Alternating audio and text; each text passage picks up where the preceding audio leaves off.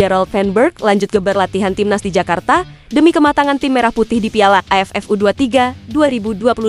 Ramai soal pelatih timnas Malaysia yang mulai senggol nama timnas asuhan Gerald Van Berg di Piala AFF U23. Benarkah FC Twente akan melepas Mees Hilgers meskipun dengan separuh harga di bursa transfer musim panas mendatang? Patrick Kluivert siap turun gunung pantau Piala Presiden 2025 untuk memantau pemain baru untuk timnas Indonesia. Momen liburan Jay Itzes kini menarik perhatian di Kroasia setelah menggunakan jersey pemain keturunan seharga 86,91 miliar rupiah. Ramai soal PSSI dan juga Irak yang meminta lokasi laga tuan rumah putaran keempat untuk ditukar. Simak informasi selengkapnya sebagai berikut.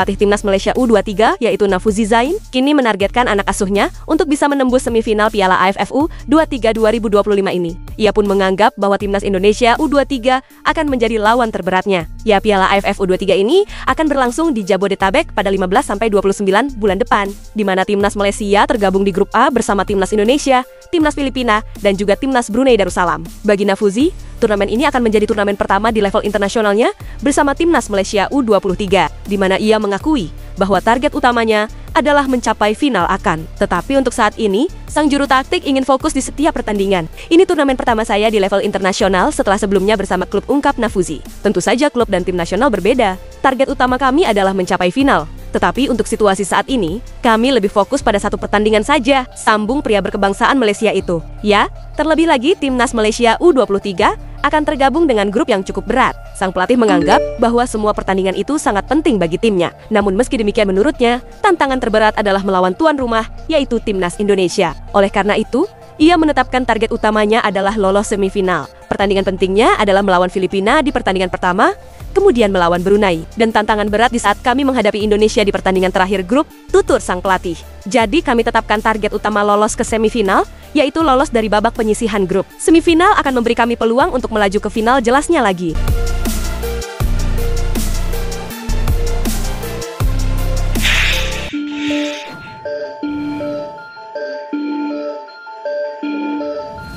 Dalam menyambut Piala Presiden 2025, Liga Indonesia All-Star telah menjadi salah satu tim pesertanya. Dalam hal ini tentu ini menjadi kesempatan bagi Patrick Kluivert dan Simon Tahamata untuk menjaring pemain untuk timnas Indonesia. Arya Sinulinga yang merupakan anggota PSSI telah mengatakan bahwa Liga Indonesia All-Star akan melawan Arema FC dan Oxford United sehingga kualitas para pemain akan terlihat. Pasti mereka memantau. Ya kan kita ingin sampaikan ini ditayangkan di televisi juga. Jadi semua bisa melihat potensi-potensi. Dan mereka kan lawannya berot-berot juga, kata Arya Sinulinga. Yang pasti, semua lagi mempersiapkan diri. Memang masih belum ngumpul semua, tapi kan mau ngumpul juga mereka. Karena ini kan bagi klub-klub juga bagus persiapan mereka. Apalagi pertandingannya. Juga klub-klubnya yang dari asingnya cukup oke. Ada tim Oxford dengan Ole, ada Marcelino, kalau di Port ada Asnawi. Ini kan bisa untuk kita semua melihat pemain kita. Selama ini kita nonton Marcelino bersama Ole, mainnya di TV bersama Oxford. Nah, sekarang kita lihat langsung mereka tanding bagaimana di klubnya. Kan bagus?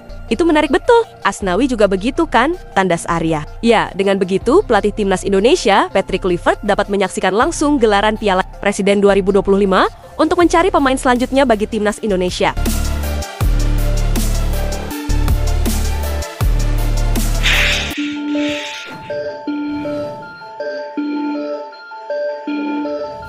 Bek timnas Indonesia yaitu Jay Itzes kini tampaknya memamerkan jersey pemain keturunan seharga 86,91 miliar ketika liburan. Ya, diketahui Jay Itzes saat ini sedang berlibur di tengah berakhirnya kompetisi musim ini. Sebelumnya pemain keturunan asal Semarang itu menjalani musim panjang bersama Venezia, di mana ia bermain 36 pertandingan di semua kompetisi dengan mencetak 2 gol. Selain itu, Jay Itzes juga membela timnas Indonesia yang berjuang di kualifikasi Piala Dunia 2026. Kini semua pertandingan di musim ini sudah selesai dijalani, sehingga bek 25 tahun tersebut pun pergi berlibur. Nah, Jay Itzes diketahui sedang berlibur di Dubrovnik, Kroasia. Special weekend in Dubrovnik, tulis Jay Itzes di postingan di akun Instagram pribadinya. Ya, Jay Itzes pun mengunggah sejumlah foto aktivitasnya selama liburan di Kroasia, di mana Jay Itzes tampak asyik berenang di lautan dan sempat menghadiri momen pesta pernikahan. Menariknya, di sesi tengah liburan tersebut, pemain timnas Indonesia itu pamer menggunakan jersey pemain keturunan.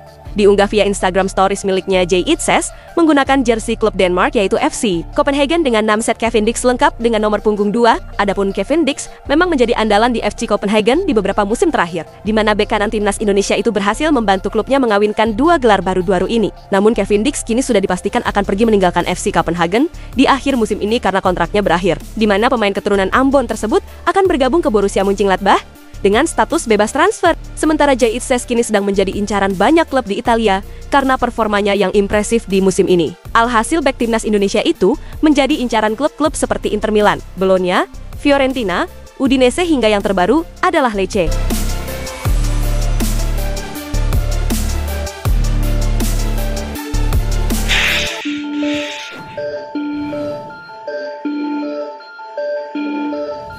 FC Twente kini dikabarkan serius untuk melepaskan Messi Hilgers di bursa transfer musim panas mendatang, dan mereka dikabarkan harus rela menjual sang pemain dengan kerugian. Ya, Messi Hilgers merupakan produk Akademi FC Twente yang sudah bermain di klub sejak 2011 yang lalu. Pemain keturunan Manado itu akhirnya bisa tembus di tim utama dan bermain reguler sejak tahun 2021.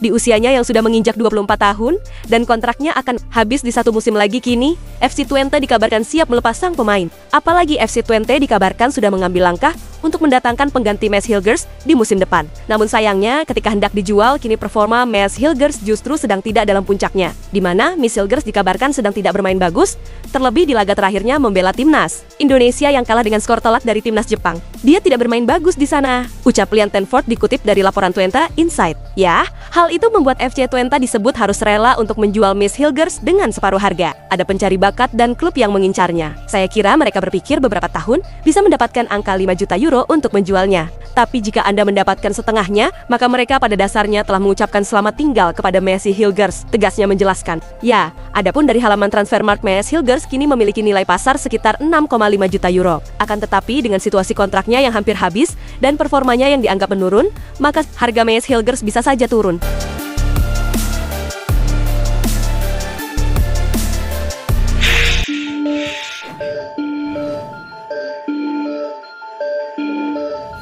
Konfederasi Sepak Bola Asia diketahui telah menunjuk Arab Saudi dan Qatar sebagai tuan rumah putaran keempat kualifikasi Piala Dunia. Keputusan itu mengundang protes dari Federasi Sepak Bola Irak karena dianggap tidak mengedepankan fair play. Mengingat protes tidak mendapatkan respons positif, Federasi Sepak Bola Irak pun dikabarkan bersama PSSI, Uni Emirat Arab dan juga Oman untuk mengajukan proposal terkait pertandingan yang melibatkan tim tuan rumah. Ya, sebelumnya sejumlah negara memang mengajukan keberatan. Mengingat kedua negara tersebut juga bertarung di putaran 4, otomatis mereka berada dalam posisi diuntungkan, terutama berkaitan dengan dukungan dari supporter masing-masing. FIFA, PSSI, UEA, dan Oman pun lalu mengusulkan agar pertandingan Arab Saudi dilakukan di Qatar.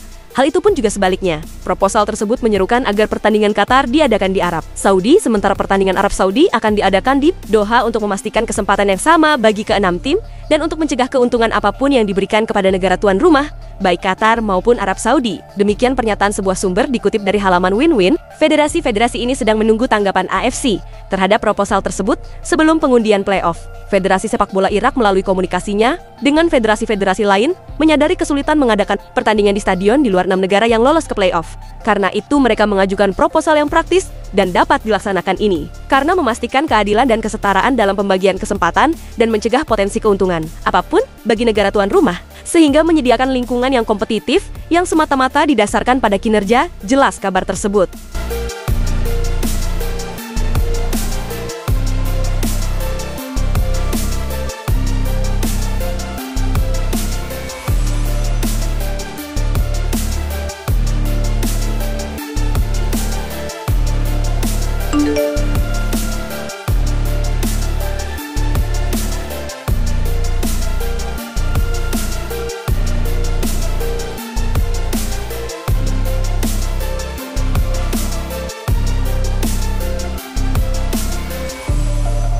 Itulah ulasan terkini hangat dan menarik yang dapat kami sajikan hari ini.